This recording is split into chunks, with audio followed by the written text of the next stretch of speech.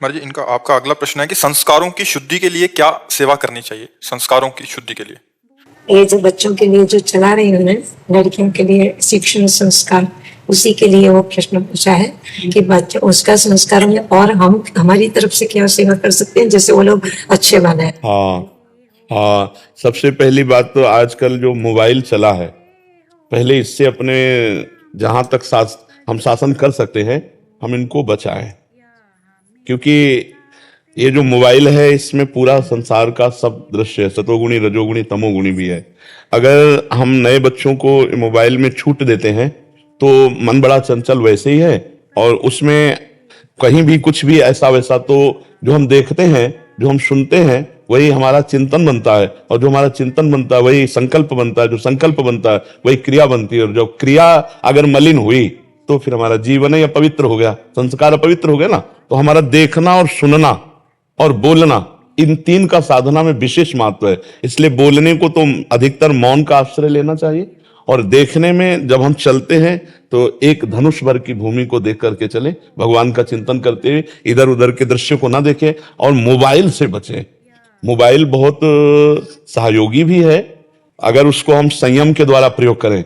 तो जैसे बहुत दूर देश हमें सूचना पहुंचानी है या कोई घटना है तो हम तत्काल सूचना दे सकते हैं, और बहुत दूर देश में होता हुआ सत्संग हम सुन सकते हैं, भगवत चर्चा सुन सकते हैं, बहुत पॉइंट की बातें हमें मिल सकती हैं। लेकिन अगर हम थोड़ा सा भी ढीले हुए, अजितेंद्रिय हुए, तो हमारे लिए वो गलत व्यवहार भी कराने में समर्थ है, क्योंकि वो सब दृश्य उपस्थित कर देगा, सब बातें। तो उससे क्या होता है कि हम अपने साधकों की मानसिक धारा को संभाल सकते हैं। जैसे आज भी हमारे यहाँ वृंदावन में तटीय स्थान है, वो आज भी बिजली का प्रयोग नहीं, मोबाइल का आप ऑन करके प्रवेश नहीं कर सकते, बिल्कुल साधुता। तो वहां जो 50 साधक हैं, सब प्रिया प्रीतम के अनुराग रंग में सब रज लगाए, और अपना सब जो है सावधानी से, अगर जरा भी चूक हो ना तो मन का बहुत फिसलने का स्वभाव है, वो फिसल सकता है। तो हम साधकों को आहार विहार में भी सावधान रखें, क्योंकि साधना में आहार का भी बहुत बड़ा, हाँ, अब आजकल जैसे होटलों का भोजन है, बाजारों का बना बनाया भोजन है,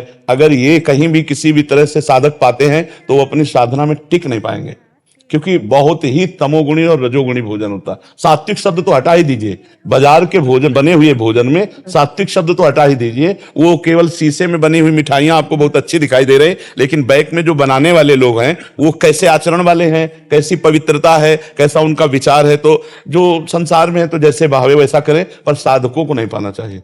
कलिकाल है, अगर ज्यादा बाजारू चीजें खाओगे, ज्यादा इधर उधर, तो बुद्धि भ्रष्ट हो जाएगी, केवल साधु का वेश रह जाएगा, नहीं तो नौटंकी नौटंकी रह जाएगी। रुपया कमाना, खूब विलासिता से जीना, यही रह जाएगा। साधुता का जो हमारा उद्देश्य है, भगवान का साक्षात्कार, वैराग्य, संयम पूर्वक भजन, वो सब छूट जाएगा। खान पान का बहुत बड़ा प्रभाव पड़ता है। माँ बाप ने ऐसे तो संस्कार दिए, आज तक कभी बाजार का तभी तो साधु बलि विराजमान लो आप, ले तो ऐसे साधु ऐसे मुड़ मुड़ा के भगवान के मार्ग में पूरा जीवन निर्वाह करना है। तो जब ऐसे संस्कार मिलते हैं ना, तभी आप जैसी विभूतियां होती हैं। संस्कार गुरु का आशीर्वाद। हाँ, संस्कार से ही तो आहार और हमारा संग और हमारा देखना सुनना बोलना, इन पर यदि संयम हो जाए तो संस्कार हमारे पवित्र बने रहेंगे। हमारे जितने संस्कार पवित्र बने रहेंगे उतने हम भगवान के नजदीक होते जाएंगे, और अपवित्र संस्कार संसार के नजदीक पहुंचाते हैं, माया के नजदीक पहुंचाते हैं। दोस्तों, मेरी वीडियो अच्छी लगी हो तो चैनल को सब्सक्राइब करना, लाइक करना और कमेंट ज़रूर करना, जिससे आपको मेरी वीडियो समय पर मिलती रहे।